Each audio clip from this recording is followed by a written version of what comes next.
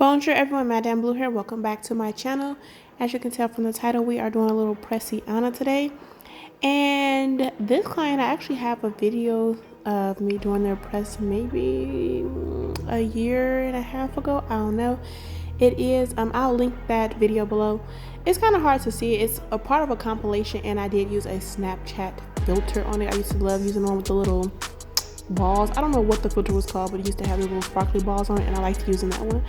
But I feel like my curls nowadays are lighter and flowier, and I'm just loving seeing my progress. So make sure y'all check out that video and let me know if you can see the difference.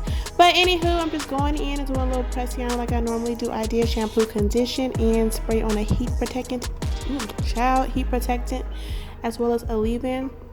And yeah, I'm just flat ironing with my Babyliss Pro. I do not know the name of this one, but this is my 1.5 inch flat iron. I decided to use that one because I didn't want the curls too tight or anything. So yeah, I hope you guys enjoy this video.